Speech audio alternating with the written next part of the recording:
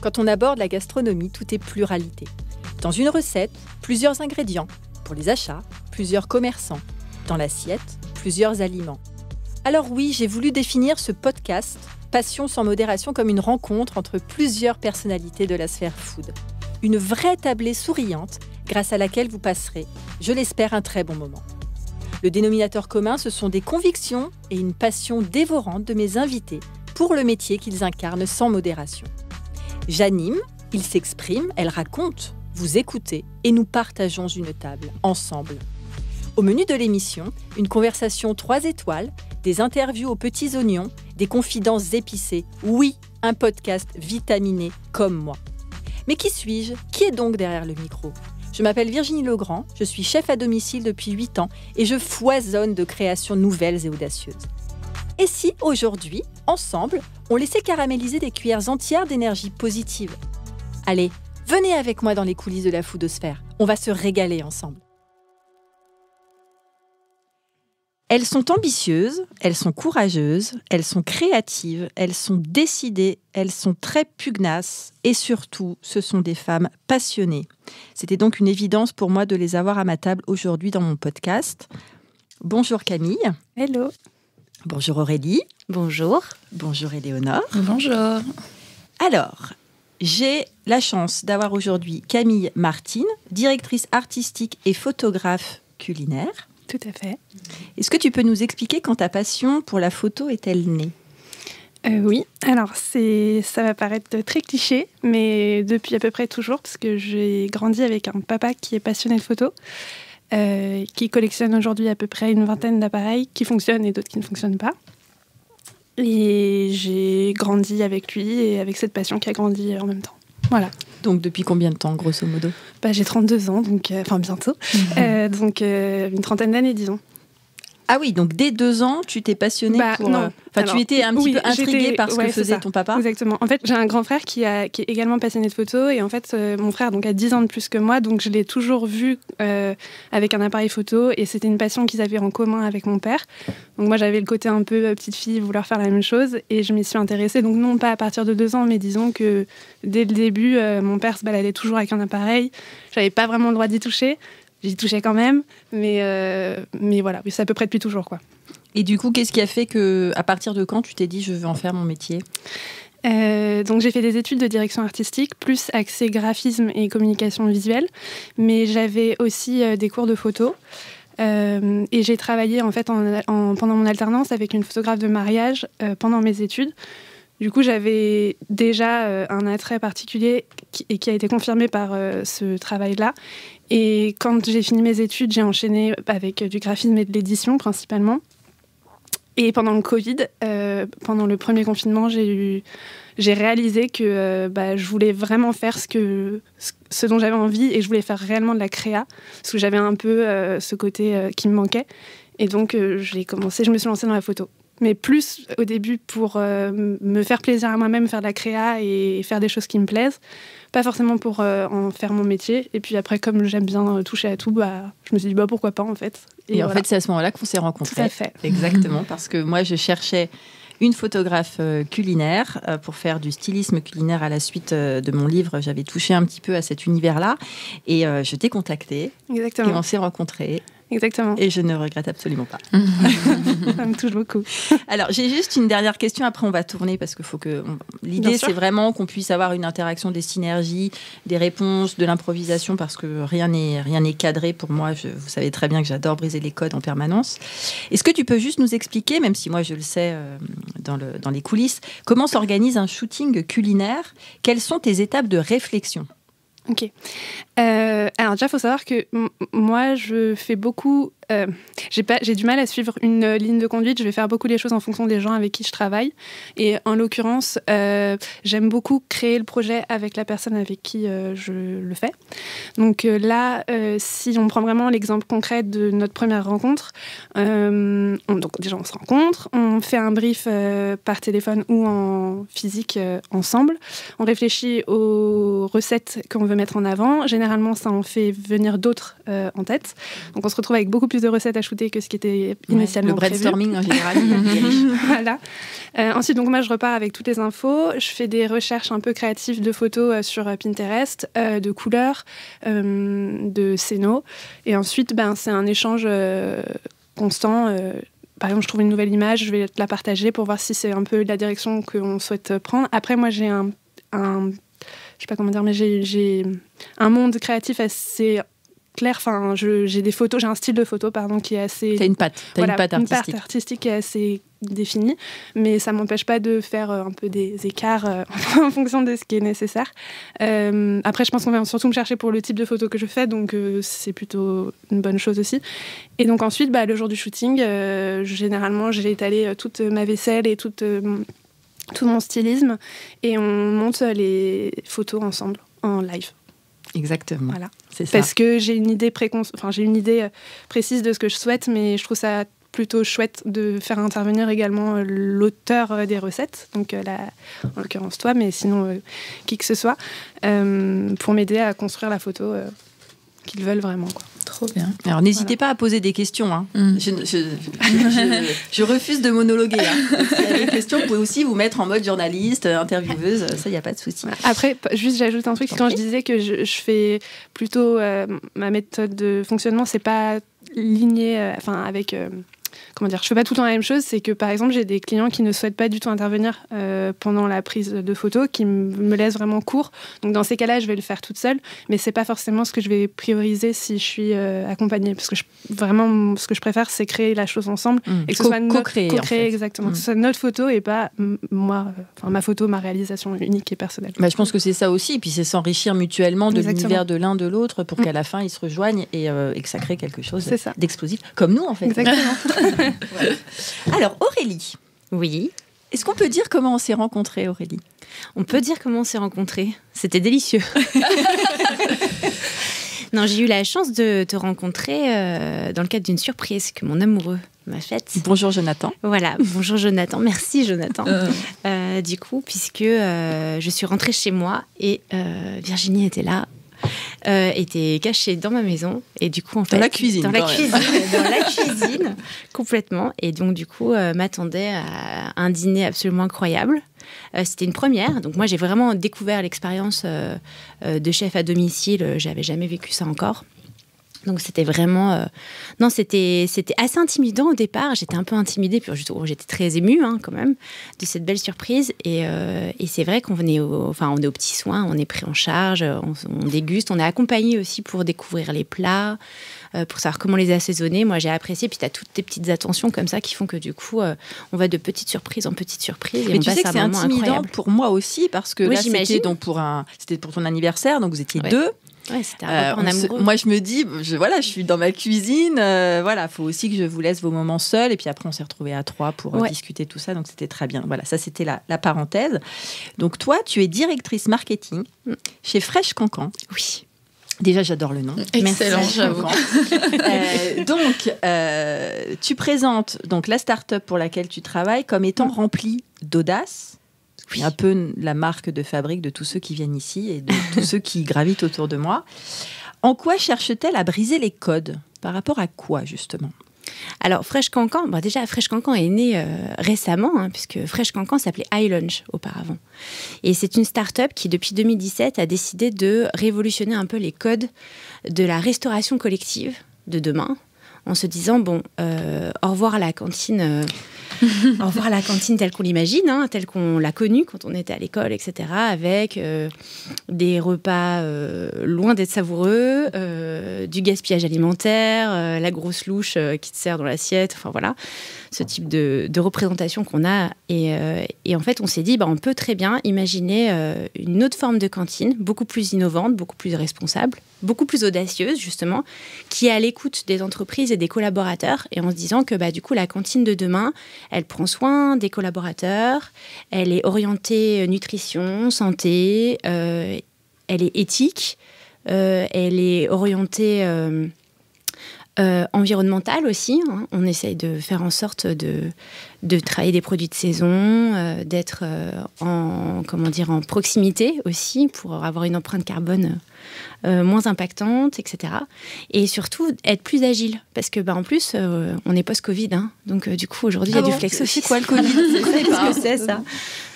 Du coup, en fait, il y a aussi des nouveaux modes. En fait, c'est le nouveau mode de travail. Aujourd'hui, on n'est plus au bureau tous les jours. Et donc, du coup, les selfs tels qu'ils existaient auparavant sont pas forcément remplis. Donc, pour l'employeur, c'est aussi des charges. C'est lourd, ça prend beaucoup de mètres carrés. Et en fait, aujourd'hui, il faut être aussi un peu plus agile et innovant. Donc, du coup, la start-up iLunch a décidé de repenser tout ça.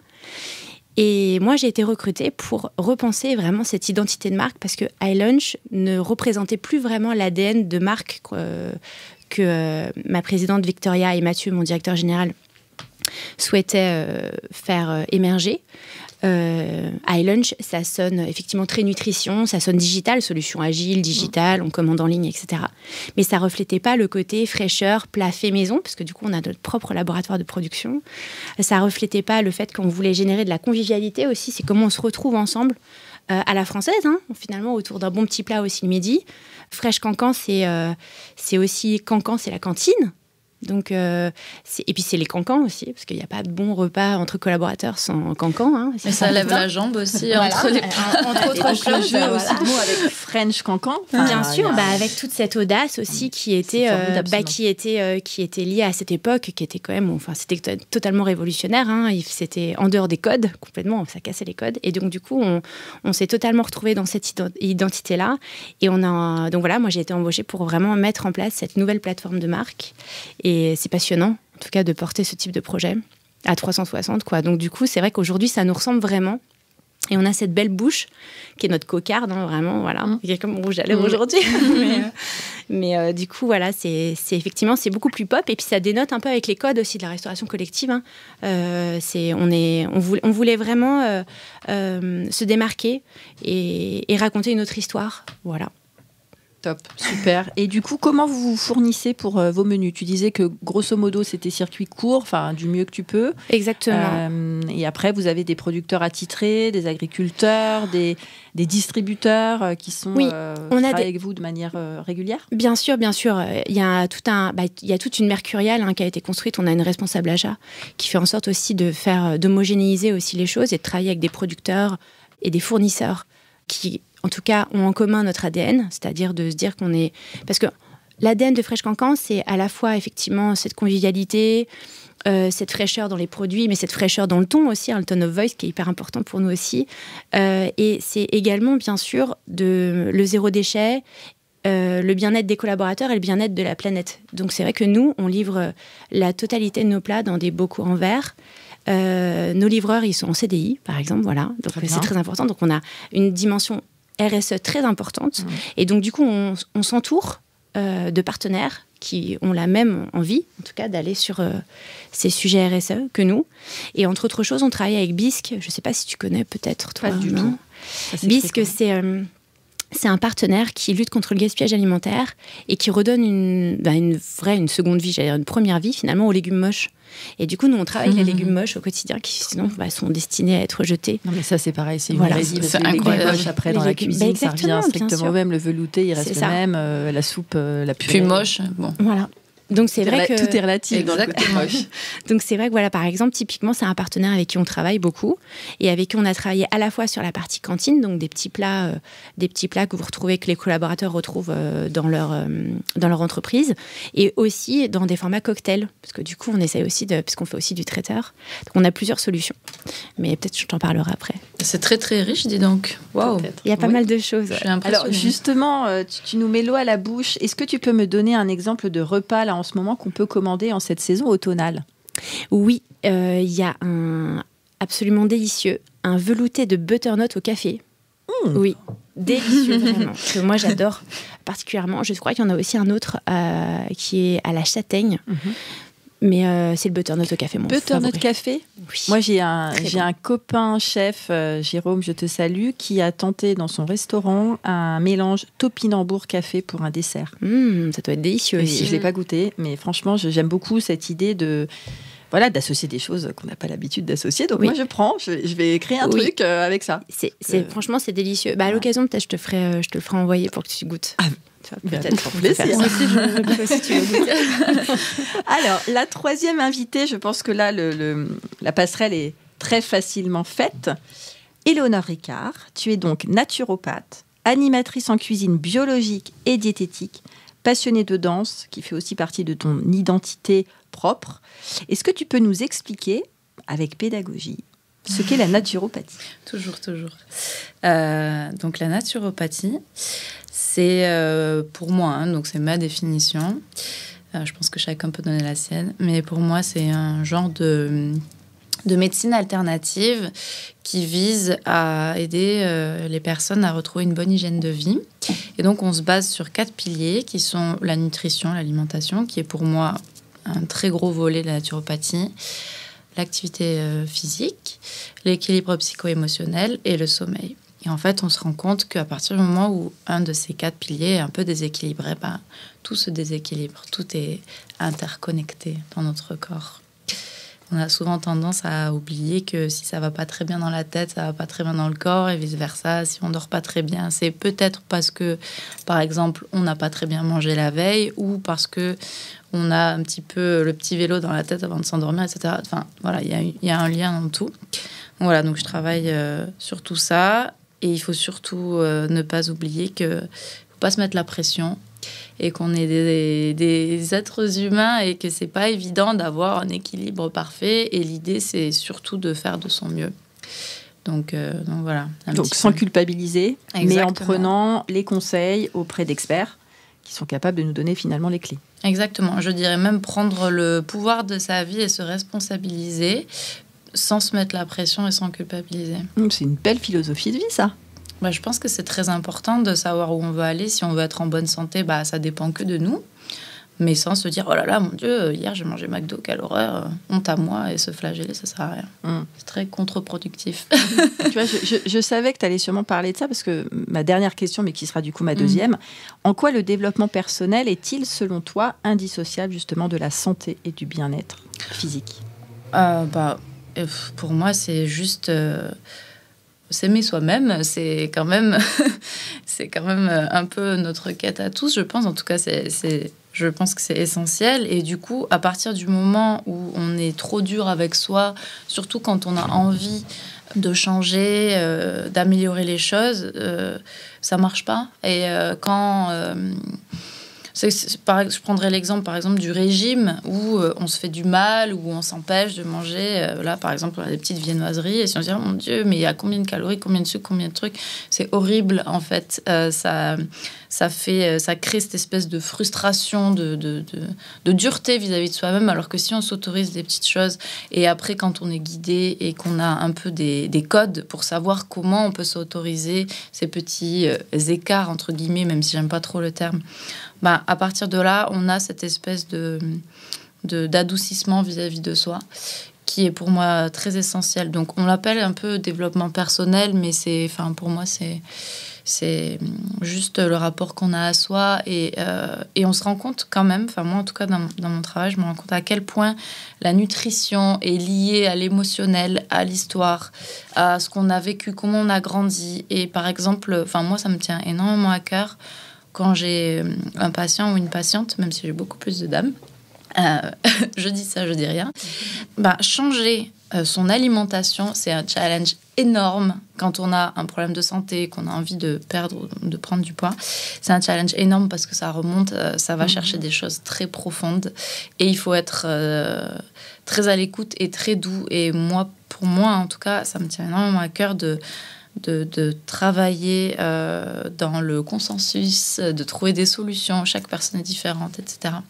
Enfin bref, je ne vais pas trop m'étaler, mais... oui, on est là pour ça, pour s'étaler. C'est un vaste sujet qui est très passionnant, mais voilà. C'est même fascinant. Ouais, c'est fascinant parce que la gastronomie, moi j'ai toujours dit que c'est beaucoup d'émotions. Donc, tu vois, tu le dis aussi.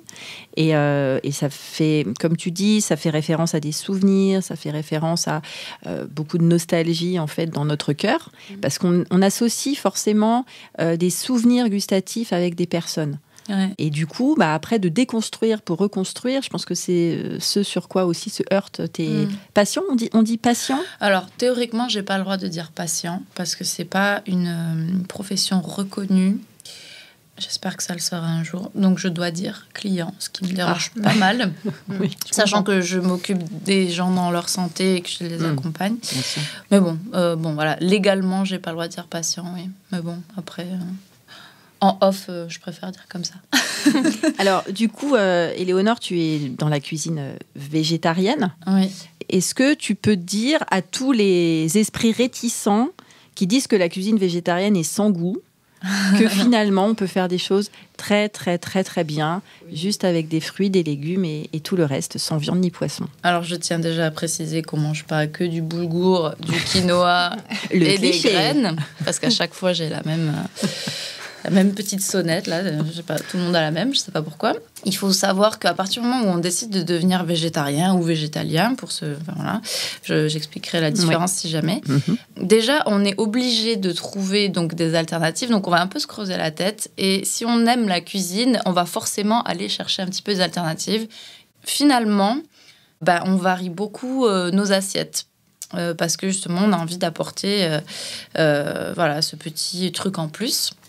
Et puis, il ne faut pas oublier que ce n'est pas la viande ou le poisson qui donne tout le goût. Moi, personnellement, ce que j'aime vraiment faire, c'est aller chercher dans les épices, les légumes, chercher des associations insolites, comme tu disais, Aurélie. C'est bien Aurélie, j'espère. Oui, c'est ça. Pardon. C'est ça. Et voilà, chercher tout ça. Et donc... moi, c'est vraiment, dans les ateliers que je fais, c'est vraiment hyper important pour moi de montrer qu'on peut manger gourmand. Je fais des menus de Noël spécial végé. Il y a des gens, ils sont là, oh mon Dieu, on peut manger un pâté végétal aux champignons à la place du foie gras. Je ne pensais pas, c'est super bon. Oh là là, oh là là, oh là là. Donc voilà, comme quoi, c'est vraiment possible. On peut se régaler sans forcément manger de la viande ou du poisson. Même si je ne suis pas... je suis pas en train de prêcher le végétarisme, ni le véganisme, ni le végétalisme dans mes ateliers, tout simplement parce que c'est pas forcément l'image que j'ai envie de transmettre. Je suis plus dans un cadre de tolérance. Et d'intelligence, du coup. En fait, je pense vraiment que chaque personne fait ce qu'elle a à faire au moment où elle a à le faire. Et moi, c'est mon choix parce que j'adore les animaux et que je suis végétarienne depuis longtemps, que c'est une démarche aboutie. Voilà. Mais par exemple, dans mes consultations, je ne pousse pas les personnes à devenir végétariennes ou quoi. Mais voilà, en tout cas, je donne des astuces parce qu'il y a quand même beaucoup de gens qui me disent « Ah, mais moi, j'ai envie d'enlever un petit peu le poisson, la viande de mes assiettes, etc. » Donc, je donne un petit peu. Oui, voilà. L'idée, c'est de donner un peu des astuces et des astuces aussi pour les personnes qui adorent la viande mais qui veulent switcher et qui savent pas trop comment faire. Et par exemple, avec tout ce qui est sétan, tempeh, enfin voilà, des alternatives végétales qui sont un peu industrielles. C'est-à-dire les émincer, les machins, les trucs. Oui, c'est transformé. Voilà, c'est transformé. Donc, c'est pas... Moi, je préfère la cuisine brute, les produits bruts. Mais bon, c'est déjà pas mal. On est content que ce soit là. Il y a 10 ans, si on était végétarien, c'était lentilles et puis tu te débrouilles. et maintenant, c'est vrai qu'il y a toutes ces alternatives, notamment par rapport à la texture, la mâche, etc. Les gens qui aiment la viande, ils aiment bien cette espèce de mâche qu'on a, par exemple, dans le poulet, etc. Et là, ils font des choses assez ouf. Et c'est intéressant. C'est intéressant. Alors, juste pour effectivement répondre à la question, la différence entre les végétariens et les végétaliens, c'est les végétaliens refusent de manger tout ce qui sort des animaux. Donc, c'est-à-dire pas le miel, pas les œufs, pas la crème, pas le beurre, pas le fromage. Voilà. Et donc, ma question, avant de passer à Camille, je voudrais que tu me proposes un dessert sans gluten. Alors, ou sans lactose ou sans lait, parce que pour moi j'ai des clients qui me demandent de temps en temps, alors c'est vrai que c'est pas ma marque de fabrique, moi je cuisine beaucoup de la viande et du poisson, et après il y a des chefs qui sont spécialisés comme toi aussi dans le végétal, mais pour moi c'est très compliqué de travailler les desserts véganes notamment, parce qu'il y a souvent beaucoup de crème, beaucoup de lait. Donc est-ce que tu peux nous donner un exemple ? Oui, alors dernièrement, j'ai fait un atelier avec des personnes âgées et ils ont adoré. C'est excellent. On a fait une pomme au four, donc rien de plus classique, sauf qu'on l'a creusée au centre. Et au centre, on a fait un petit crumble Donc pareil, végétal. Donc à la place du beurre, on met de l'huile de coco qui se marie bien avec la cuisson. L'huile de coco, elle supporte bien les hautes chaleurs. Et donc on a fait ce crumble qui est à base de flocons. Ça peut être des flocons de sarrasin. Moi j'aime bien mélanger flocons de sarrasin et flocons de châtaigne, donc sans gluten. Et avec du sirop d'érable, parce que j'aime bien un peu varier les sucrants. Des noix de pécan, un truc très automnal avec beaucoup d'épices. Et donc on l'a fait cuire. On a mis la pomme comme ça. On a creusé, on a mis le crumble à l'intérieur et donc après hop au four. Et on a fait un petit caramel d'érable qu'on a mis par-dessus à la fin. Hyper simple, hyper facile, vegan, sans gluten. Et hyper gourmand. Et hyper gourmand. Ça donne envie. Donc voilà. Super. Facile. Bah, écoute, merci. Merci beaucoup. Alors Avec Camille, moi, plaisir. il y a des questions qui me viennent. Qu'est-ce que tu aimes photographier, toi, par excellence ? La scénographie, du coup, qui te procure le plus de plaisir ou le brief qui t'exalte le plus ? Alors déjà, je vais prendre le contre-pied. Ce que je trouve le plus difficile, c'est de photographier la viande, puisque je suis végétarienne. Donc c'est pour le coup un vrai défi pour moi. Donc je ne peux que approuver tout ce que tu viens de dire. Mais pareil, dans le même sens, je prends quand même de la viande en photo parce que je ne veux pas me cantonner à quelque chose et que c'est chouette aussi de faire des choses qu'on a un peu de mal à faire, du point d'essayer. Qu'est-ce que je préfère prendre en photo ? C'est vrai que c'est une question que j'ai improvisée. Qu'est-ce qui t'inspire ? J'aime beaucoup prendre du sucré en photo. Et j'aime surtout... en fait, quand je prends une photo, je la pense vraiment comme un tableau. Donc, une association de couleurs, une association de textures, d'objets. Donc, en fait, c'est pas forcément tellement le plat que je vais prendre, c'est plutôt l'histoire que je vais pouvoir faire autour. Et j'ai en mémoire une de mes photos préférées, c'est celle où tu es arrivée chez moi et tu m'as dit « Camille, j'ai envie de prendre une photo d'épices ». Et on a fait cette photo avec des cuillères et un fond noir. Que j'ai repartagé il n'y a pas longtemps, qui était magnifique. Du coup, ça m'est revenu en plus en mémoire. Plein de cuillères de plein de textures différentes avec des épices, mais multicolores. Et je crois que c'est réellement ma photo préférée parce que c'était quelque chose... je ne l'avais pas préparé, c'était pas dans ma tête, c'est vraiment né sur le moment. Et voilà, mais après, de manière globale, j'aime beaucoup prendre le sucré en photo parce que je suis très gourmande aussi, donc je pense que ça aide. Alors, c'est vrai que quand on s'est rencontrés, tu étais focus, donc stylisme culinaire sur une table avec des assiettes. Et après, je sais que tu as commencé à te mettre dans les restaurants, donc à shooter plutôt les univers, les cuisines, le service. Qu'est-ce que tu préfères finalement ? Si je devais choisir et faire qu'une seule chose, je préfère shooter chez moi ou ailleurs, mais je veux dire avec mon stylisme, ma créa pure. Parce que dans les restaurants, c'est très chouette, c'est très challengeant, mais c'est plus complexe parce qu'on est dans... Déjà, je gère pas la lumière, je gère pas le lieu, les allées-venues, la vitesse entre les plats, ne serait-ce que la vaisselle, en fait. Du coup, tu as déjà shooté au moment du coup de feu ? Par exemple, tu étais là Je viens un peu avant. C'est-à-dire que soit ils préparent les plats un peu en avance. Par exemple, il y a des entrées qui sont dressées qui n'ont pas besoin... Oui, voilà. Mais ça m'est déjà arrivé d'être présente effectivement pendant un déj. Bon, alors déjà, je vous raconte pas tous les regards des gens qui me regardent. Qu'est-ce qu'elle fait ? Elle prend des photos de plats. Mais oui, c'est intense. Disons que c'est chouette, j'aime bien. Comme je disais, c'est un challenge différent. Mais si je devais choisir qu'une seule chose et faire qu'une seule chose qu'à la fin de ma vie, je préférerais faire des shoots à la maison.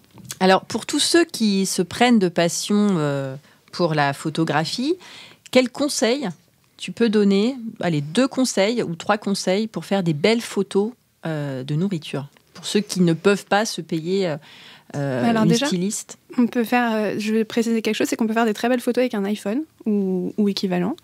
Il n'y a pas besoin d'avoir un bel appareil qui coûte très cher pour faire des belles photos. En réalité, c'est plus la mise en scène qui va rendre la photo jolie que l'appareil en lui-même. Après, sauf si vous avez évidemment un 3410, mais voilà. Mais sinon, disons que en termes de conseils, je ne sais pas vraiment, mais déjà d'avoir peut-être plusieurs plusieurs fourchettes, plusieurs assiettes, plusieurs couteaux, d'avoir des torchons. Oui, parce que ça, c'est un des codes. Voilà.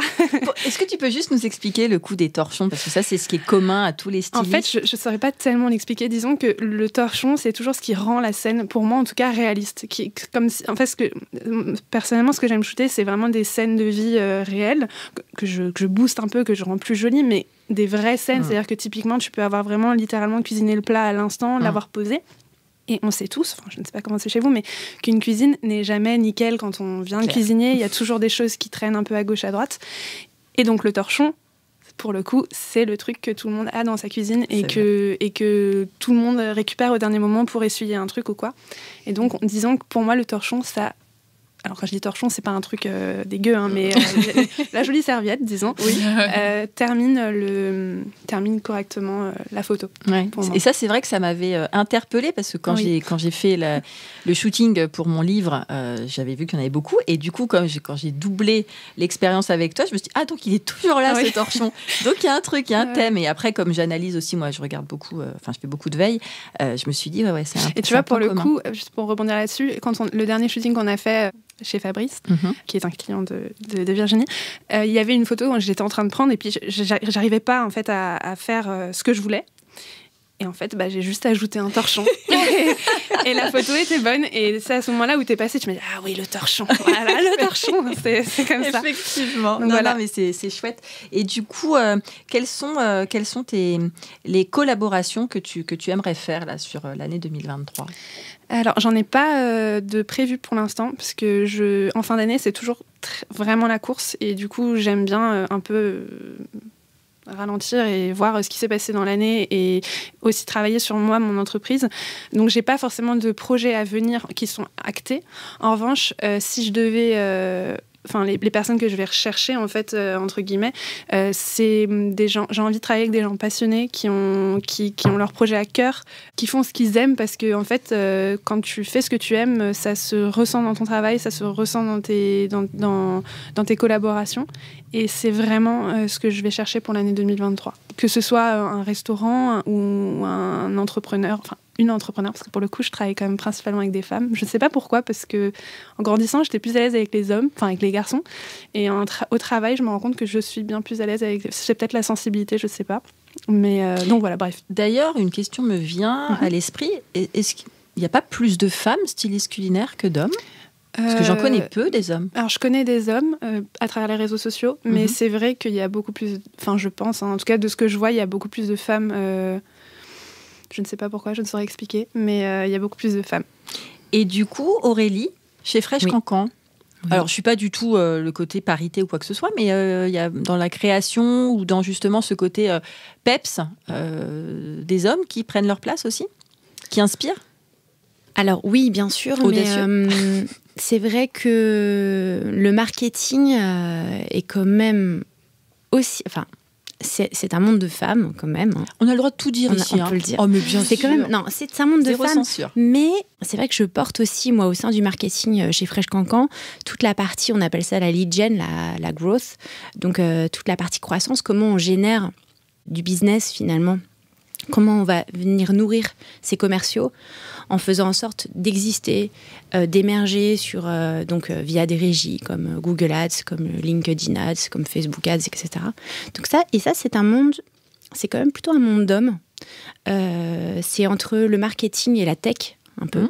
C'est entre le marketing et les sales, donc c'est des ponts. Et là, on est plutôt quand même sur un monde plutôt masculin. Là où au marketing, sur la partie création de contenu, social media, relations presse, relations publiques, etc., on est quand même plutôt sur un monde de femmes encore. Mais ça évolue. Il y a des hommes, et il y a des hommes très bons aussi, bien sûr. Et chez Fresh Cancan, effectivement, en tout cas, ça ressemble à ce paysage-là, dans mon équipe en tout cas. Ah, c'est intéressant. Voilà. Et donc, ton équipe se compose de combien de personnes, par exemple ? Il y a actuellement 4 personnes. En plus de toi ? Avec moi, aujourd'hui. Mais c'est une équipe qui est amenée à grandir l'année prochaine. Donc, du coup, je te le ferai savoir. Ça. Avec plaisir. Voilà. J'ai beaucoup de chance parce que je suis entourée d'une équipe géniale, hyper à l'écoute, très motivée, et très très impliquée, parce que quand on est dans le projet d'une start-up, l'implication, c'est quand même aussi un peu la règle, c'est un peu le moteur commun. Et il faut avoir un peu cet ADN d'entrepreneuriat, hein, quelque part. Il faut avoir envie, il ne faut pas avoir peur de la page blanche, il faut se lancer un peu sur des nouveaux projets, un peu à l'aveugle comme ça. Et tout. Et c'est aussi ce qui est passionnant quand on fait une refonte de marque et quand on doit être amené à tout redéfinir, à imaginer, etc. Donc c'est passionnant parce qu'il n'y a pas forcément de frein. Il faut en même temps composer aussi avec l'existant. Donc c'est vrai que moi j'ai une équipe où j'ai une personne en créa qui est géniale, Julie, Estelle qui est sur la partie content et social media. Faut piloter tous ces réseaux, faut alimenter les contenus, faut donner envie aux convives de venir et d'être fidèle, surtout, et de montrer en fait ce qu'on est capable de faire, parce qu'on a plein de solutions différentes. Il faut raconter l'histoire, et en plus, il faut raconter cette nouvelle histoire, hein, parce qu'il faut accompagner une transition entre iLunch et Fresh Cancan, qui est encore récente. Et puis, j'ai Cara sur la partie vraiment grosse et e-commerce, parce que du coup, on sort une nouvelle marketplace e-commerce très prochainement. Donc, du coup, voilà, qu'on porte aussi au marketing. Donc, on fait beaucoup de choses. Très bien. Et du coup, en fait, c'est un système d'abonnement. Tu parles de clients, de fidélisation. C'est un système d'abonnement pour le restaurant d'entreprise? Alors, en fait, on a plusieurs solutions. Les entreprises contractualisent avec nous en fonction de leurs besoins. Parce qu'en fait, l'idée, c'est vraiment d'être à l'écoute de ce qu'ils veulent mettre en place et de leur effectif et de leur zone et de leur environnement aussi. Hein, parce qu'il y a des entreprises qui n'ont absolument rien autour pour se nourrir. Il y a des entreprises, au contraire, c'est pléthorique.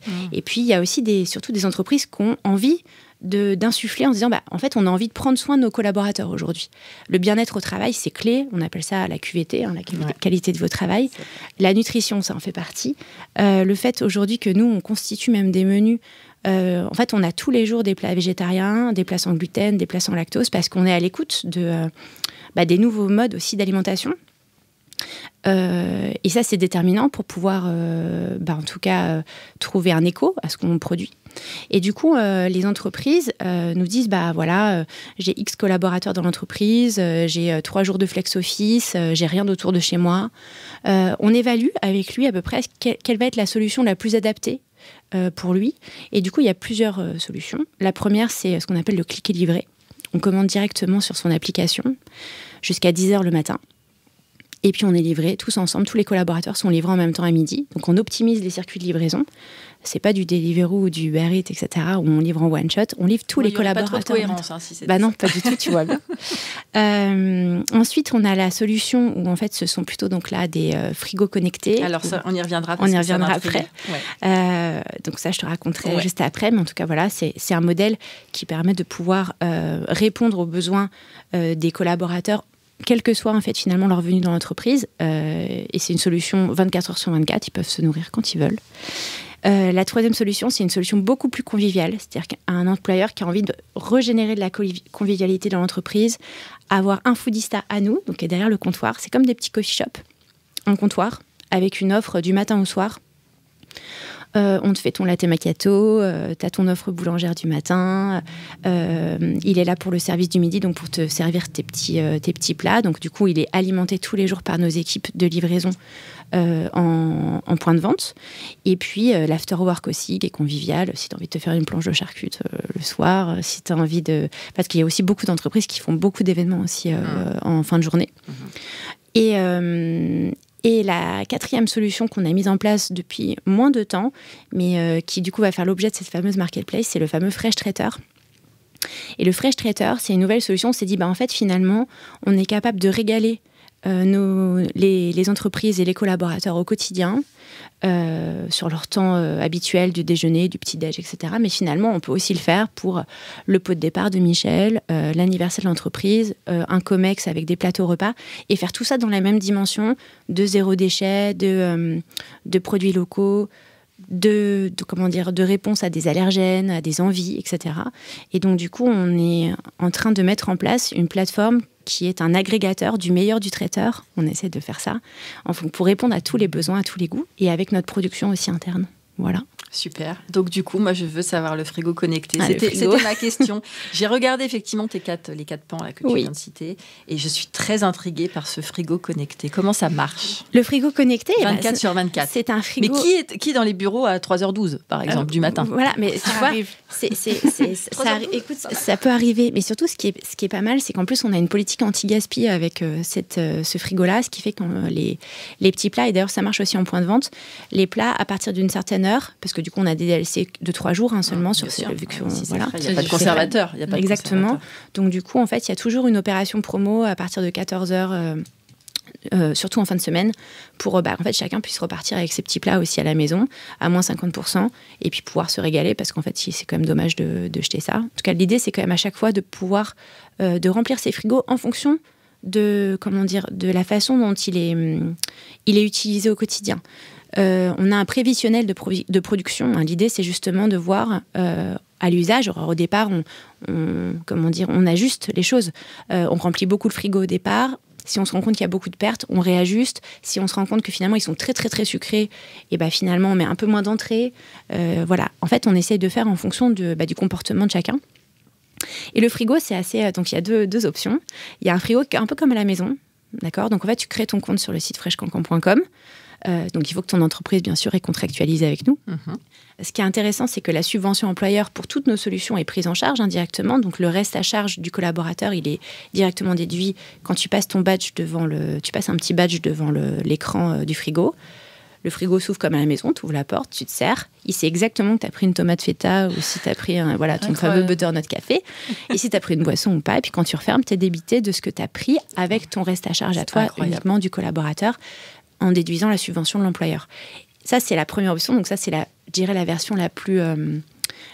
qui génère le plus de proximité, puisque tu te sers en fait dans le frigo.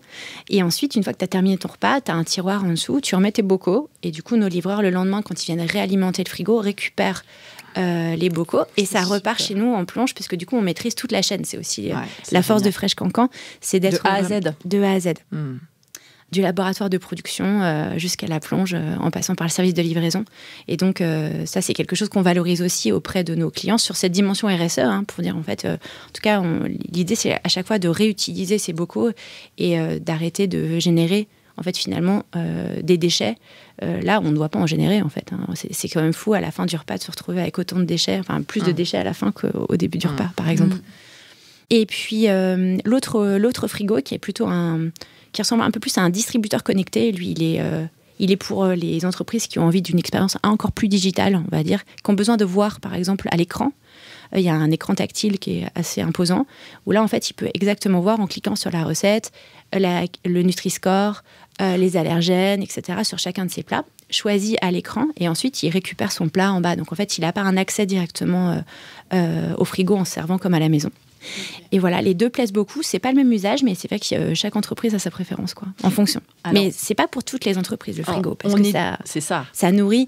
C'est plutôt pour une cinquantaine de repas. Tu vois. Oui, parce que du coup, tes clients, il y a beaucoup de TPE PME ou c'est plus des ETI, grosses boîtes Non, il y a beaucoup de PME. Ah ouais. Beaucoup de PME, au contraire, parce que les entreprises, même pour une centaine de collaborateurs. En fait, il faut être plus de 50 collaborateurs, globalement. C'est plutôt ça. Plus de 50 collaborateurs, et là, on peut avoir... Mais il y a même des clients qui prennent plusieurs solutions, qui veulent à la fois avoir... Ils veulent tout tester, quoi. Ils veulent la fraîche cafette, ils veulent le comptoir convivial, avec le foodista derrière, qui est là au quotidien, qui crée aussi un rapport de fidélité, qui est capable de parler de ses produits. Et puis, ils veulent donc ça avec un service qui, du coup, le midi va être un peu plus limité parce qu'il n'a pas toutes les références. Et en même temps, ils veulent aussi du click et livré parce qu'ils veulent avoir accès à une palette beaucoup plus importante de choix que ce qui va être présenté en point de vente. Et auquel cas, typiquement, pour des entreprises où les collaborateurs, par exemple, sont végétariens, veulent pas manger de gluten, etc. C'est vrai que c'est très complémentaire aussi, parce que du coup, tu as beaucoup plus de choix en ligne, évidemment. Par contre, effectivement, il y a cette petite deadline de 10h du matin. Donc, pour ceux qui ont raté la deadline de 10h, il y a le comptoir qui est quand même là, avec une offre aussi au quotidien. C'est génial, voilà. C'est fascinant. C'est hyper riche, hein. Il y a pas mal, en tout cas, on a une équipe R&D qui, justement, travaille à la construction de ces recettes, à la conception des recettes, à inventer des recettes au quotidien aussi, en travaillant un Nutri-Score A, la plupart de nos recettes sont quand même en Nutri-Score A. Bien sûr, on a des choses très gourmandes. Et ce que tu disais tout à l'heure, justement, par rapport à la nutrition, nous, ce qu'on se dit, c'est qu'en fait, c'est une question d'équilibre. L'objectif, c'est en tout cas de laisser, enfin en tout cas, les collaborateurs ont le choix de manger exactement ce qu'ils souhaitent. S'ils ont envie de terminer leur repas par une mousse au chocolat, mais que le lendemain, ils veulent se faire un plat à 100% végétarien et ne pas prendre une entrée avec une petite soupe, parce que du coup, on fait aussi des bars à soupettes et tout, on fait des trucs assez gourmands, c'est rigolo. Du coup, en fait, voilà, c'est une question d'équilibre, en fait, je pense, sur ta semaine. Il faut savoir se faire plaisir et en même temps, il faut aussi prendre soin de soi. L'objectif, c'est au quotidien avec Fresh Cancan, c'est prendre soin des collaborateurs et prendre soin de la planète. En tout cas, c'est vraiment ça le leitmotiv de la start-up. Ce qui ressort en fait de tout ton discours, c'est que à la fois vous êtes hyper impliqué, hyper engagé, il y a une vraie responsabilité vis-à-vis de tout ça, et en même temps, vous avez l'air de vous éclater de ouf, quoi. En tout cas, les projets, clairement, les projets émergent au quotidien. C'est sûr qu'en fait, on invente tous les jours. Ouais, on invente tous les jours. Ça fuse. Aussi... J'imagine que les idées, le brainstorming doit être hyper puissant. La mise en application, surtout, c'est ça qui est génial dans l'effervescence comme ça, l'émulation des startups. Et puis avec cette équipe-là, spécifiquement, en tout cas avec la mienne, c'est que typiquement, là, on est en train de travailler des opérations de Noël, aussi de fidélisation, pour faire en sorte de toujours offrir des petits cadeaux aussi aux collaborateurs. Et du coup, là, mon équipe était en train de fabriquer hier des boîtes, en train de les poncer, en train de découper, en train de mettre de la bombe. On a inventé un jeu, c'est comme le Motus, mais c'est le jeu du père Cancan. Voilà, et donc tu plonges ta main et tu dois tirer la boule rouge pour gagner un petit cadeau au comptoir, justement. Donc tu vas, tous les jeudis, tu vas gagner des choses et tout. Donc en fait, tout est possible en fonction en tout cas de ton envie, dans quelle direction tu as envie d'aller, quoi. Mais c'est vrai qu'on a un beau terrain de jeu. Voilà. Super. Écoutez, déjà, merci pour ces 3 portraits qui sont en pleine ébullition. Moi, j'ai des petites questions pour vous. Alors justement, on parlait de frigo connecté. J'aimerais que chacune me dise ce qu'il y a toujours dans votre réfrigérateur. Moi, j'ai un truc qui me vient direct. J'ai toujours du lait végétal dans mon... Alors, on n'a pas le droit de dire lait, normalement. Boisson végétale. C'est vrai, on ne peut pas dire lait végétal. Non, normalement, on peut dire lait de coco. Ouais. Ça, oui. Mais on n'est pas censé dire lait d'amande ou lait d'avoine, mais boisson végétale à... Oui, parce que le lait, c'est forcément vache ou brebis. Voilà. Oui. Ou chèvre. Voilà. Chèvre. Mais oui, alors moi, ça, c'est sûr, quasiment. Et donc, quel type de boisson végétale? Alors, soja... Mais ça varie. Des fois, je me fais un petit kiff épeautre noisette. Si vous n'avez pas goûté, c'est pas mal. Toujours sans sucre ajouté, par contre. Parce que je fais... ça, c'est un truc... Je scrute les étiquettes. Je fais la guerre aux additifs, etc. Et surtout, on s'en rend pas compte, mais il y a tellement de sucre ajouté dans tout. Dans tout. C'est incroyable. On achète la moindre sauce ou des trucs comme ça. Personnellement, j'achète pas trop de produits déjà préparés, etc. Mais même dans la crème de soja, par exemple, pour cuisiner, rien que ça... y a du sucre chez certaines marques. Incroyable. Enfin, je ne vais pas m'égarer, mais par exemple, le lait végétal. Donc, boisson végétale ou lait végétal. Voilà. Ok, Aurélie. Alors, chez moi, il y a toujours des yaourts, moi, chez moi. Mais il y a toujours des yaourts. Il y a beaucoup de yaourts. Et d'ailleurs, Jonathan me demande toujours pourquoi je ramène autant de yaourts. Mais en fait, et j'innove tout le temps. Je prends toujours des yaourts différents, je sais pas. Et quand je vais à l'étranger, j'adore découvrir leur... Donc, petite obsession pour le yaourt. Mais est-ce que tu fais est-ce que pour Noël... palette de yaourts différents. Papa Noël, petite yaourtière pour faire tes yaourts maison? Et pourquoi? Alors oui, pourquoi pas? Jonathan, si tu nous... mais le podcast, il sortira plus tard. Ah non, il sortira avant Noël. Donc, Jonathan... Une yaourtière pour Aurélie. Il faut que je trouve du temps pour faire ça. Mais oui, effectivement, pourquoi pas. Non, mais après, il y a les enfants. Donc, c'est vrai qu'il faut toujours des yaourts. En tout cas, ils sont fans de yaourts aussi. Et après, ça sent un peu le prétexte, là, Aurélie. Non, j'ai une passion de yaourt. Tu te lèves la nuit pour manger des yaourts. Non, mais vous ne trouvez pas que d'un pays à l'autre, c'est absolument incroyable, la proposition de yaourt? C'est vrai. Non, mais c'est dingue. On ne trouve jamais. Il n'y a pas de... J'adore ce débat. Non, mais c'est vrai. On est en train de sortir donc, aromatisé, nature. Qu'est-ce que tu mets dans tes yaourts nature, par exemple? Ah non, moi j'adore les yaourts nature, mais je vais prendre du yaourt nature, je vais prendre du skyr, je vais prendre du fromage blanc, et puis après je vais sortir des parfums nouveaux. Alors pour le coup, c'est vrai qu'il y a du sucre, hein, il y a du sucre dans tout ça. Et t'as essayé les yaourts? On a dit qu'il ne fallait pas culpabiliser. Et Léonore, elle a dit qu'on n'avait pas le droit de culpabiliser. T'as essayé les yaourts du coup végétaux, coco, soja, amandes? Bien sûr. Il y en a des tonnes. Oui, bien sûr, bien sûr. Ah non, mais les gens au supermarché, ils doivent se dire, ah, regarde, oui, elle est revenue au rayon frais, tu sais, elle erre dans le rayon. Non, c'est vrai que voilà, il y a toujours ça dans le frigo. Et après, il y a toujours beaucoup de légumes dans le bac à légumes, tout le temps. Mais ça, c'est aussi parce que je cuisine pour les enfants et que du coup, je veille à ce qu'ils mangent bien et que je suis sensible à ça. Et d'ailleurs, j'ai commencé réellement, je peux le dire là, parce que du coup, on est entre nous, mais j'ai commencé réellement à faire la cuisine quand j'ai accouché de ma fille. Puisque en fait je voulais vraiment lui faire moi je lui ai fait toujours ces petits pots, je lui ai toujours fait tout maison et c'était j'avais envie de faire ça, et puis c'est là à ce moment-là aussi où j'ai commencé à acheter bio, en tout cas dans des qualités voilà, c'est ça. De toute façon, on cuisine toujours en moi je sais que j'ai commencé vraiment à adorer cuisiner quand je me suis mis en couple à 20 ans en fait. Oui, voilà. Parce qu'on cuisine vraiment vers l'autre, quoi. Oui, donc, ça a été un moteur en tout cas pour moi. Ça a été un moteur pour manger mieux et être plus à l'écoute. Et surtout aussi, je pense qu'il y avait une corrélation aussi par rapport à cette empreinte environnementale qu'on a dans la production au quotidien et dans notre façon de consommer. Hein. Donc c'est vrai qu'aujourd'hui, moi, je suis beaucoup plus sensible à ça. Je regarde aussi les labels par rapport aux poissons. Je fais attention à ce que je prends comme viande. Les œufs, je les prends toujours bio et plein air. Enfin, ça a vraiment évolué avec la naissance de ma fille. Je peux le dire, avant, j'étais moins sensible, moins à l'écoute. Et voilà, moins éclairée peut-être aussi. Ok.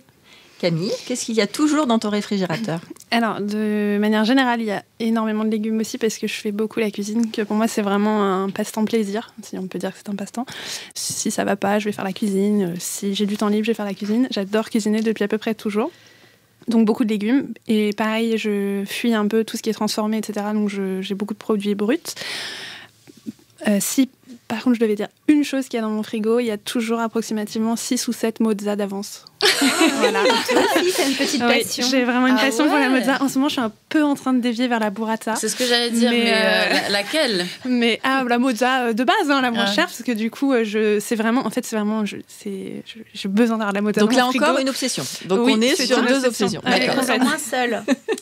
Complète. Je peux très très facilement aller tous les jours au petit supermarché à côté de chez moi juste pour acheter une mozza. Il faut créer un yaourt à la mozza. Pour être sûr qu'il y a une incroyable. Voilà. Parce que c'est pour moi, tu la manges comment? En salade. En salade ou chaude ou gratinée, ou même comme ça en fait. Enfin vraiment c'est pour moi s'il y a pas de mozza et avocat, et nature, s'il y a pas à la truffe. Ah oui, non, si à la truffe fumée, voilà. Non, je développe. Dire c'est bon. Mais ouais, non, vraiment, beaucoup de fromage. En fait, avant, je mangeais de la viande et ça fait grosso modo 6 mois que je mange plus du tout ni viande ni poisson. Et en fait, j'ai développé... non, ça remonte avant ça même. C'était pendant ma grossesse, j'ai développé une addiction pour le fromage que j'avais pas du tout avant. J'aimais pas le fromage. Et en fait, depuis... on parle d'addiction, donc. Oui. Non, vraiment. Hein. Est-ce que c'est avoir des enfants qui développent je ne sais pour les pas. produits laitiers? Je sais pas, parce que là, c'est vrai, il y a quelque chose. Ça l'a pas fait. Peut-être, je sais pas. Mais oui, le fromage, c'est ma vie. C'est la vie. Ouais. C'est la vie. Et toi, Virginie? Qu'est-ce que j'ai toujours dans mon réfrigérateur? Effectivement, forcément des fruits et des légumes. Moi, j'aime beaucoup aussi la mozzarella. C'est vrai, mais la burrata, la bien grasse, la bien crémeuse. Après, moi, c'est compliqué parce que je vis cuisine, je respire cuisine en permanence. Donc, mon frigo est toujours rempli pour mes clients. Donc, c'est difficile. Bon, là, c'est pas bien. Mais moi, c'est vrai que je suis très, très charcuterie. Tu vois ce que tu fais là? Ouais, oui, elle l'a fait aussi tout à l'heure. Voilà. Donc non, j'assume pleinement. Voilà, je suis très charcuterie. J'adore la pancetta, j'adore la coppa. Je suis très effectivement gastronomie italienne parce que c'est quelque chose qui est très très bon, la mortadelle. Là, je salue une de mes meilleures amies qui a un restaurant franco-italien qui sera dans le podcast la prochaine fois. Donc vous en saurez un petit peu plus. Mais après, moi, il y a plus du salé que du sucré. Oui, moi aussi. Parce que je suis plus un bec salé que bec sucré. Donc, voilà. Mais mon frigo est toujours archi rempli, et pour ma famille et pour mes clients. Ils sont aussi les destinataires de tout ça. Moi, je disais que j'étais végétarienne et que du coup, j'ai beaucoup de fromage, beaucoup de légumes, mais il y a également de la charcuterie, de la viande, parce pour monsieur, et parce que ma fille adore, adore le saucisson, adore la charcuterie, donc elle fera son chemin quand il sera l'heure de le faire, mais il y a à manger pour tout le monde dans mon frigo. Alors justement, je repose une autre question. Pour vous, cuisiner, c'est... J'aime bien quand il y a le blanc, le silence, parce que ça veut dire que c'est une question quand même qui est riche. Ouais, j'ai quand même eu un mot qui m'est venu en tête assez rapidement, c'est plaisir, c'est un plaisir. Ouais, de base. Après, moi, bon, alors on n'a pas la même vie, clairement, parce que je suis une femme qui vit seule et je n'ai pas d'enfant. Donc, quand je cuisine pour moi, des fois, j'avoue, bon, je fais pas du très élaboré, mais par contre... Bon, je ne l'ai pas dit tout à l'heure, mais j'ai aussi toujours des légumes dans mon frigo. Je suis fan de légumes, j'ai grandi à la campagne, etc. Pour moi, c'est hyper important. Et donc, une journée sans légumes, pour moi, c'est un calvaire. Mais vraiment, c'est horrible pour moi. Donc oui, je vais toujours me faire des légumes, toujours des crudités, très important. Donc voilà, pour moi, c'est quand même le plaisir le plaisir gustatif. Je suis hyper gourmande, etc. Donc pour moi, ouais, je pense à ça, plaisir. Et puis quand je cuisine pour les autres, alors là, encore plus, quoi. Surtout si je commence à chercher des recettes et tout. Donc voilà, pour moi, c'est, ouais, je pense à plaisir. Sauf après, si j'ai une grosse journée de cuisine, à la fin, c'est j'en ai marre. Enfin, je sais pas toi, mais quand t'as passé déjà 5-6 heures en cuisine, que t'as transpiré, que t'en peux plus, et que t'as un marathon, et que t'es fatigué, etc., au bout d'un moment, c'est vrai que t'as plus envie d'entendre parler de casserole, de rien du tout, t'as plus envie de sentir d'odeur, t'as envie de mettre tes fringues au sale, voilà. Mais en général, pour moi, c'est... Donc, pour toi, cuisiner, c'est faire plaisir, se faire plaisir ou faire plaisir. Ouais, c'est un plaisir, se faire plaisir aux autres. Ouais. Ok. Aurélie ? Alors, c'est vrai que moi, je dirais, parce que sinon, c'est vrai que quand je suis toute seule, je fais vraiment le strict oui, mais moi aussi, et tout, tu vois. Même moi. Mais moi, cuisiner, effectivement, pour moi, cuisiner, c'est ensemble, quoi. C'est être ensemble. Et c'est partager ensemble, un moment. Pour moi, c'est vraiment... En tout cas, ça fait... C'est un temps de convivialité, de partager un repas, d'avoir pris du temps à préparer un repas, etc. Donc, c'est vrai que pour moi, c'est vraiment synonyme de moments chaleureux, quoi. Moi, c'est comme ça que ça me vient de façon immédiate, parce que c'est vrai que sinon, pour moi-même, et c'est pas bien, je vais revoir ça, mais c'est vrai que je fais pas je fais pas ce qui... Je fais vraiment le strict minimum, le strict nécessaire. Je prends ce qu'il y a dans le frigo et voilà quoi. Tu vois, je cuisine pas vraiment, je veux dire. Okay. Mais ça me motive plus. Alors moi, en premier, effectivement, c'est un truc de convivialité parce que j'adore cuisiner, même ne serait-ce que faire des tartes avec ma fille et des quiches, etc. En revanche, quand je suis seule, je me fais beaucoup à manger aussi parce que pour moi, c'est un vrai plaisir de manger. J'ai une petite anecdote à ce sujet, c'est que quand j'ai eu le Covid il y a 2 ans, j'ai perdu le goût. Mais vraiment, j'ai perdu le goût. Et en fait, ça a été atroce. Mais je pèse mes mots, c'est-à-dire que vraiment j'avais l'impression de manger de la terre. Je me mets à ta place, ce serait une torture. J'avais l'impression de manger de la terre et je me suis dit, mais à quoi bon ? Enfin, vraiment, c'est-à-dire qu'il n'y a plus aucun... Enfin, bien sûr, tu es content de voir ta famille, etc. Mais en fait, je me suis rendu compte que tous les moments de convivialité, c'était autour de la nourriture. Quand tu vas chez tes parents, quand tu vas au resto, quand tu vas au ciné, tu manges du popcorn. Enfin, tout est lié à la nourriture. Donc pour moi, c'est vraiment du plaisir, du bonheur, faire à manger. Et littéralement, je me fais vraiment à manger même quand je suis seule, quoi. Si ma fille est chez ses parents et mon mec est ailleurs, je vais me faire une quiche. je vais me faire à manger. Mais t'as raison. Donc, mais c'est plus par gourmandise que je ne comprends pas mes copines qui me disent « Ah non, mais moi, je suis toute seule. Allez, je grignote un morceau de carotte et c'est fini. » Ah non. Pour moi, je n'attends que de manger dans la journée. Donc l'action de cuisiner te procure quelque chose. Vraiment. Et je suis contente de manger ce que j'ai fait et j'ai l'impression de me remplir, mais d'une bonne manière, on va dire. Voilà. Ok. Très intéressant. Alors, je vous ai mis des petits papiers. C'est des questions fermées, complètement. C'est ça ou ça. Si après, vous avez envie de raconter une anecdote ou quoi que ce soit. Mais on commence avec toi, Éléonore ? Allez, donc je lis à haute voix et il faut que je te dise. Alors, la première, c'est zester ou mandoline. Très intéressant. Bon, on aime toutes et tous, en tant que cuistot, notre microplane. La fameuse. Allez, je vais dire zester. parce que j'utilise beaucoup les agrumes, etc. Alors, zester, allez, c'est parti. Ok. Coquillettes ou spaghettis? Alors là, il n'y a pas photo spaghettis. Pour moi, les coquillettes, c'est des trucs de gamin. Oubliés, j'en achète jamais. Et vraiment, mais c'est un truc... Il y a une espèce de mode avec ces histoires de coquillettes façon risotto, etc. Ouais. Tout le monde fait ça. Et j'ai l'impression de manger de la bouillie. C'est pas mon délire. D'accord. Donc spaghettis sans hésiter. Je suis peut-être un peu dure là, mais alors là, c'est tranché. Tu es toi, c'est tranché. Pomme ou poire? Ah ah. Oh, dis donc, c'est marrant. Je pensais pas que ce serait compliqué de répondre à un truc aussi simple. Mais j'aime les deux. Mais alors, ça dépend. Pomme crue et poire cuite. D'accord, mais très bien. On valide la réponse. À la croque, pomme sans hésiter. Et poire, j'aime bien aux épices, etc. Un peu fondante, ok. Paris-Brest ou Saint-Honoré? Ah, la pâte à choux, c'est pas trop mon kiff. Mais je dirais Saint-Honoré.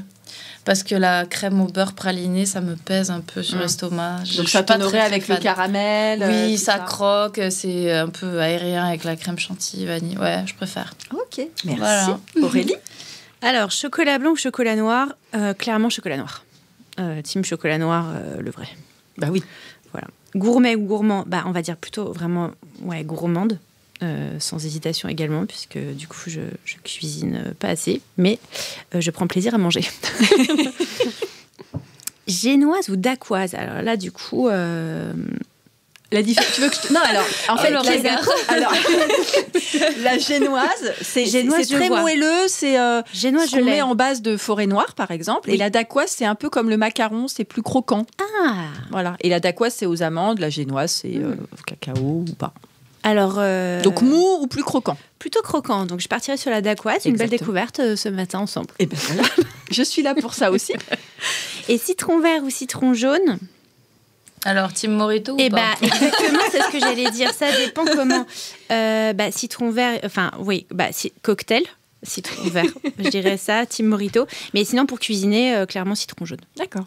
Voilà. Okay. Dans les yaourts, du coup, on met un coup de microplane, un coup de zester ou pas? Comment ça fait? Voilà. Sur les yaourts, non mais tu vois, en tout cas, tous les yaourts qui sont déjà aromatisés au citron, moi j'adore déjà. Non mais je suis une fan de citron. Je cuisine beaucoup avec du citron. Ouais, les agrumes, c'est vrai. Mais mais je suis aussi très très fan de Morito, donc du coup, je suis ravie de voir du citron vert. Très bien, ça marche. Camille? Céleri ou chou-fleur, là, pas de débat, chou-fleur, parce que chou-fleur brisé, chou-fleur au beurre, chou-fleur gratin, tout ça, bref, chou-fleur, c'est la vie. Hummus ou guacamole, là, il n'y a pas tellement de choix, parce qu'en fait, j'ai une super recette pour les deux. Donc, on va dire guacamole, parce que je le digère mieux, mais...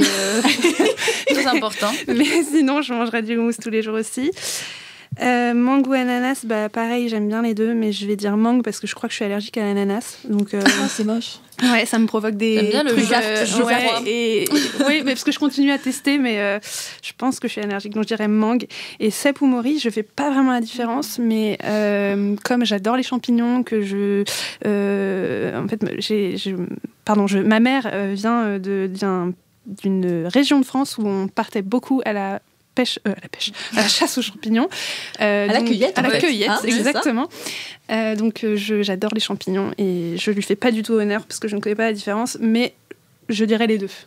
Et typiquement, pour répondre à ce que tu disais, les champignons en mode végétarien, c'est hyper riche. On peut faire plein de choses. Même cru, cuit. Il y a tellement de. Pour rebondir sur une chose que tu disais aussi tout à l'heure, c'était que dans le végétarisme, on pense pas non plus à la différence des cuissons des légumes, parce que finalement, on a l'impression qu'un légume, une carotte, tu vas la croquer, mais tu peux la faire cuire de tellement de manières. Que je trouve ça trop bien. Et dans le végétarisme, on peut aussi chercher, moi je vais chercher cette fameuse saveur umami, je ne sais pas si vous connaissez, qui permet de retrouver cette espèce de côté très réconfortant que peut apporter une pièce de viande à certaines personnes. Et donc aller chercher avec l'ail noir, la pâte miso, les olives, les champignons, etc. etc. Et c'est ce côté-là, dans le végétarisme, j'aime bien. Mais je pense que c'est beaucoup de les gens, parce que moi aussi je suis entourée de pas mal de personnes qui me disent mais comment tu fais, ça te manque, on m'a déjà demandé ça te manque pas, bah non ça me manque pas en fait, enfin, si j'en mange pas c'est que ça me manque pas, mais je pense que ce qui participe beaucoup au fait que les gens sont tous un peu effarés de faire ce choix entre guillemets, c'est de la méconnaissance, parce qu'en fait il y a tout un tas de gens qui pensent que le végétarisme c'est uniquement manger, comme tu disais, des graines, ça on le sort mais quasiment tous les jours, les stéréotypes, oui. Mais ça on s'ouvre quand même de plus en plus. De plus en plus, mais il y a quand même beaucoup de gens. Quand je dis de la méconnaissance, c'est pas du tout péjoratif, c'est des choses auxquelles on n'est pas encore sensible en termes de nourriture ou effectivement d'épices. Oui, puis je pense que c'est un manque de curiosité. Oui, peut-être, mais en tout cas... on peut effectivement décliner avec les épices, décliner la cuisson des légumes. Ce que je veux dire, c'est que c'est beaucoup associations. plus riche que ce qu'on peut croire de prime abord. Mais heureusement qu'il y a pas mal de gens qui sont convaincus par ça et qui en parlent. C'est sûr.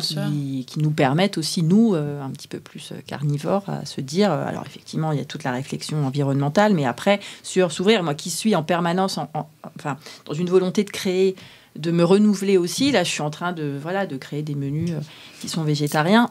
Pas forcément parce que j'ai envie de rentrer dans la tendance, parce que c'est pas mon délire, mais plus m'ouvrir en fait, et de découvrir en permanence. Je suis allée dans un restaurant très très bon, qui était, je sais plus, dans le 10e, qui s'appelle The Friendly Kitchen. Ouais, je connais. Mais c'était canon.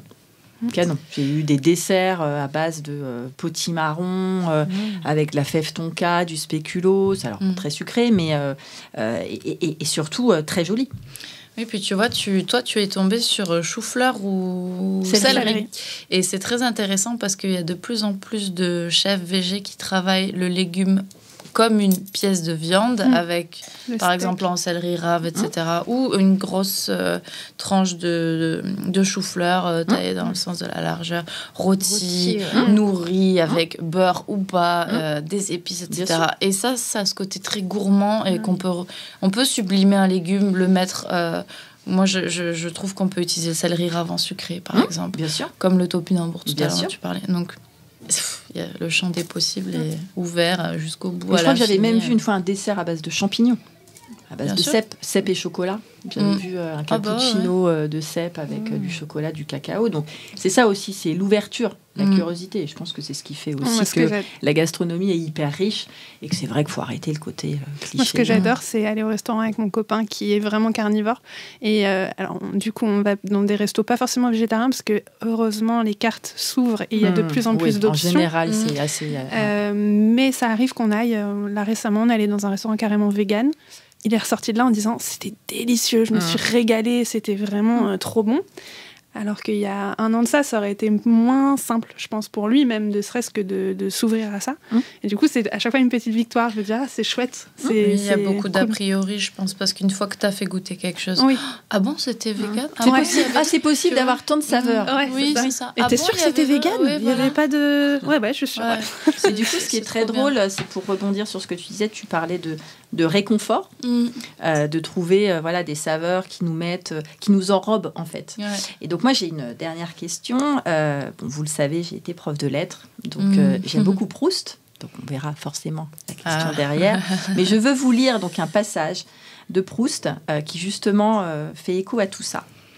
Mais, quand d'un passé ancien rien ne subsiste, après la mort des êtres, après la destruction des choses, seule, plus frêle mais plus vivace, plus immatérielle, plus persistante, plus fidèle, l'odeur et la saveur restent encore longtemps, comme des âmes, à se rappeler, à attendre, à espérer, sur la ruine de tout le reste, à porter sans fléchir, sur leur gouttelette presque impalpable, l'édifice immense du souvenir. J'adore ce passage. Donc ma question pour chacune d'entre vous, quelle est votre Madeleine de Proust ? C'est dur ça. S'il y a quelqu'un qui a déjà sa réponse, c'est dur. Je te vois me regarder. Je sais pas si c'est je vrai dois que parler c'est dur. En premier, mais oh là là. Moi j'en ai plusieurs, mais si je devais vraiment en sortir qu'une seule, alors pour le coup là ça raye tout ce que j'ai dit jusque-là. Et on ne jugera pas. Bon, c'est deux trucs. Mais le premier, vraiment celui qui... Voilà, c'est un un truc hyper transformé, c'est le marron suisse. Je sais pas si vous connaissez. Oui, j'adore. Ça, c'est vraiment... La crème, là, mais, le yaourt. Le yaourt, là. Ne me lancez plus sur ce sujet. Ça, c'est vraiment... Mais je peux manger les 4 d'un coup. Et quand j'ai découvert que chez Leclerc, ça se vendait par 8, j'étais mais la plus heureuse. Bon, maintenant, du coup, j'en mange plus trop aussi parce que j'ai réussi à me restreindre. Mais c'est vraiment tellement bon. Et la crème de marron, en général. En plus, j'ai découvert ça à ma grande déception. Ah ouais, j'étais un croquant. Mais j'en ai pas mangé depuis longtemps. Mais en tout cas, c'est vraiment ma Donc la crème de marron de manière générale. Mais le marron suisse, non, le marron suisse. Ah, d'accord. C'est vraiment le marron suisse. Okay. Et la deuxième, c'est les lasagnes de ma mère, qui ne sont pas du tout végétariennes du coup. Mais vraiment, ça, c'est le plat. Ah, et les crêpes aussi. Et les frites maison. Il y en a plusieurs. Disons qu'on va vraiment dire le marron suisse. Voilà, je m'arrêterai là-dessus. C'est difficile. Oui, c'est difficile de choisir parce que effectivement, des souvenirs d'enfance qui sont encore probants, enfin, je veux dire, qui sont encore là, j'en ai beaucoup. Et après, moi, je mettrais beaucoup de... Enfin, c'est un vrai souvenir, c'est une tradition familiale, je dirais que c'est plus un rapport émotionnel, je dirais, là, que je vais partager avec vous. C'est un gâteau qui s'appelle le Lecker, qu'on mange à chaque fête juive dans ma famille, qui est une tradition ashkénaze, hein, parce qu'on est originaire d'Europe de l'Est. Et du coup, ce gâteau, le Lecker, est un gâteau qui accompagne, mais alors chez moi, hein, alors chez nous particulièrement, mais pas forcément chez les autres, mais qui accompagne tous les temps de famille, tous les temps de rassemblement. Un anniversaire, des fêtes traditionnelles plus religieuses, un dimanche après-midi, etc. Et c'est un gâteau qui est très haut, qui ressemble pour le coup à une génoise très, très, très, très haute, très montée, avec beaucoup, beaucoup, beaucoup d'œufs. Et on avait même pour tradition enfant, et d'ailleurs les enfants, enfin mes enfants le font encore, et tous les nouveaux arrivants dans la famille le font, c'est-à-dire qu'en fait c'est un gros gâteau qui est très rond avec un trou au milieu, très haut, très monté, et du coup les enfants croquent directement dans le gâteau. Donc il y a toujours des petites bouches, des petits crocs comme ça, comme de mini. Donc c'est enfants. mou. C'est comme un sponge cake un peu dans l'idée. Enfin, c'est assez.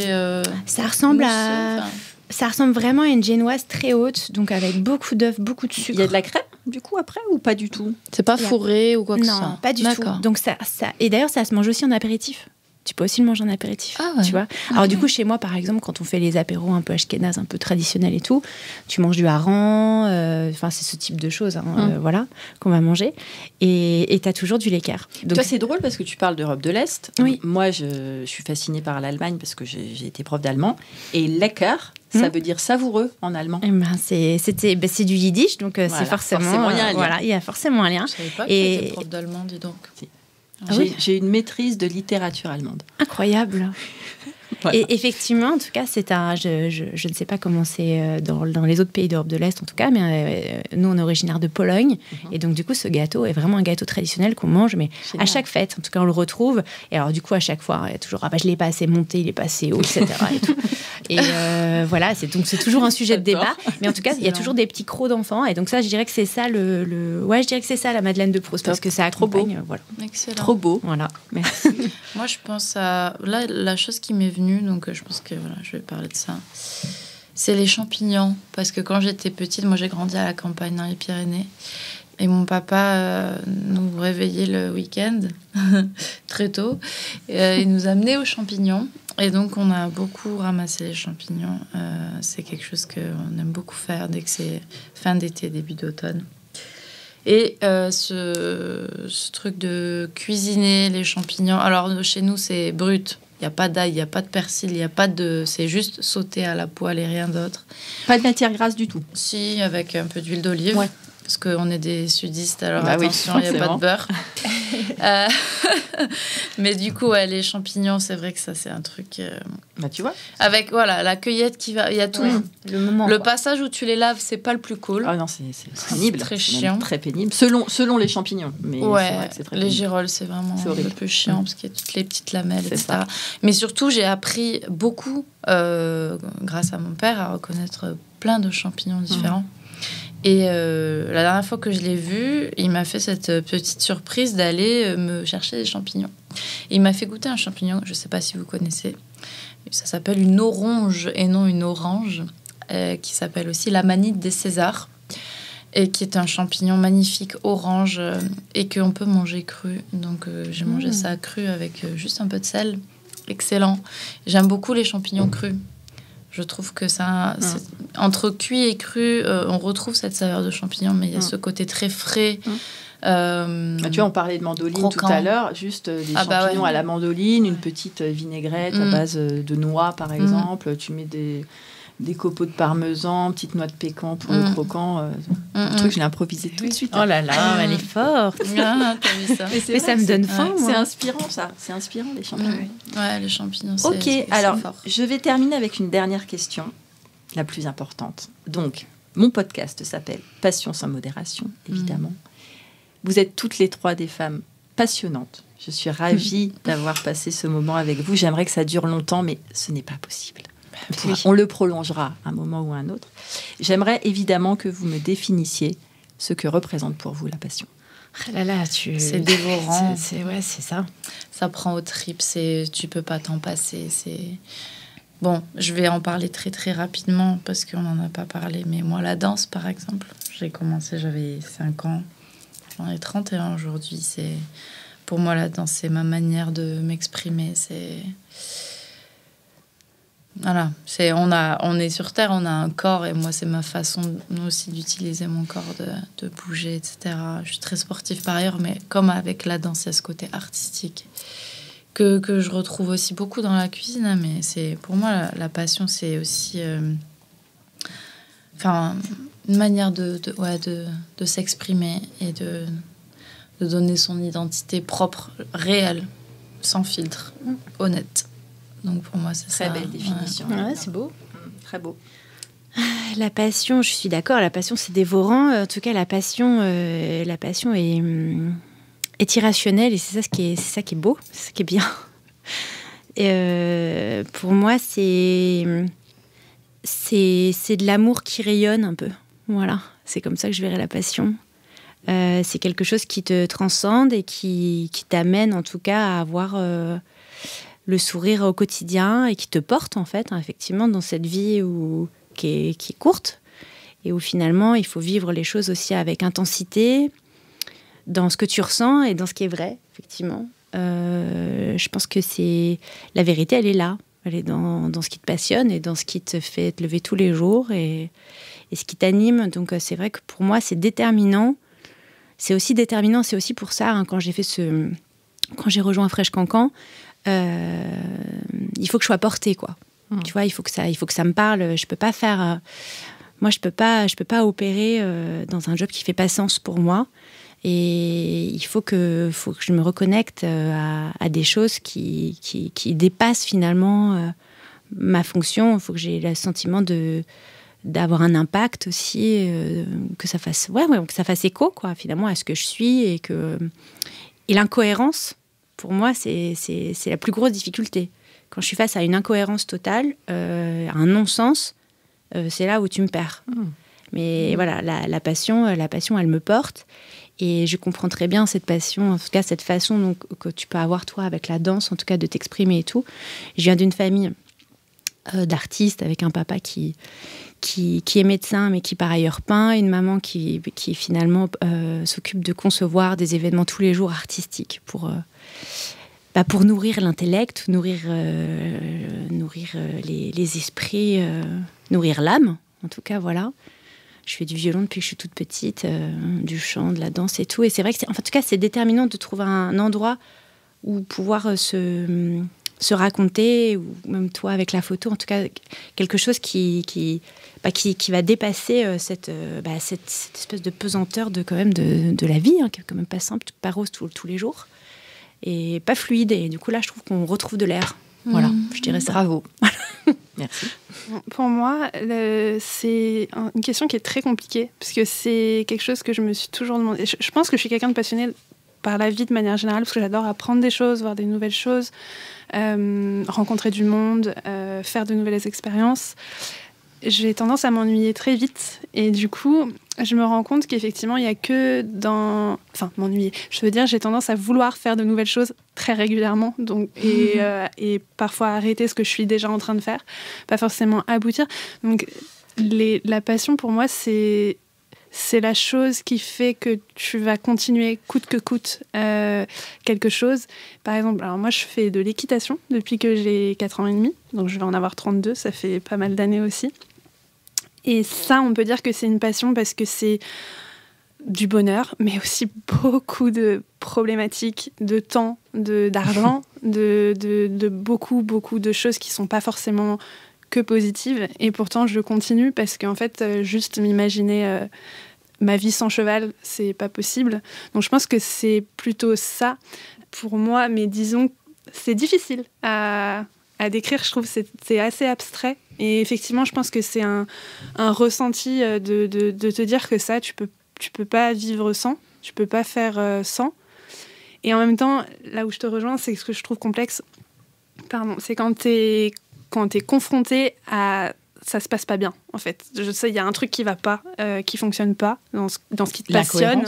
C'est ça. Et ce qui est dur, c'est de te dire, putain, mais c'est mon truc, quoi. Pourquoi j'y arrive pas ? Je comprends pas. Et c'est là où c'est compliqué. Mais ouais, effectivement, c'est une chose pour laquelle tu pourrais pas vivre sans. Enfin, tu pourrais pas... C'est dur. Alors, je crois que, parce que vous êtes donc la 5e émission, je pose à chaque fois cette question-là, forcément. C'est les réponses qui m'ont donné le plus envie de chialer. Ouais, j'ai senti l'émotion. Et moi, je me suis dit, attends, wow. Virginie, c'est écrit en gros partout. Il faut que tu nous donnes ta vision de la passion. C'est pas possible. Alors, ma vision de la... C'est vrai que du coup, c'est drôle parce que ma boîte s'appelle Communique Passion. Mon livre, Mes recettes passion et Passion sans modération. Donc, effectivement, la passion. Est-ce que tu aimes le fruit ? J'adore le fruit de la passion, mais je n'aime pas forcément Francky Vincent. Oh my God. Ah bon. La passion. Alors la passion, pour moi, c'est vrai que c'est une respiration. C'est quelque chose qui fait partie de mon identité et je l'ai découverte, en fait. Moi, je découvre le mot passion depuis bientôt 9 ans. Parce qu'avant, on parlait beaucoup de passion amoureuse, évidemment. On a tendance à parler de ça par rapport aux hommes ou aux femmes. J'expérimente la passion et toute la problématique que ça contient, parce que c'est très beau d'être passionné, mais c'est très difficile de l'expliquer aux gens. Les passionnés, les artistes se sentent souvent aussi incompris dans cet excès. Moi, je suis dans un excès. On me dit souvent, Virginie, tu es toujours exaltée, tu es toujours plein d'énergie. Mais je ne changerai jamais, parce que c'est ce qui me fait me lever le matin, c'est ce qui me donne du sens. Et en fait, chacune de vos définitions ont beaucoup résonné en moi. J'ai la chance aussi d'en faire mon métier en permanence. La passion, c'est être avec l'autre aussi. La passion, c'est trouver en soi cette ressource qui semble inaltérable et inépuisable. J'ai l'énergie tous les jours de me dire, je suis fatiguée, mais je me régénère en permanence grâce à cette passion, mais cette passion qui s'exprime aussi grâce à vous.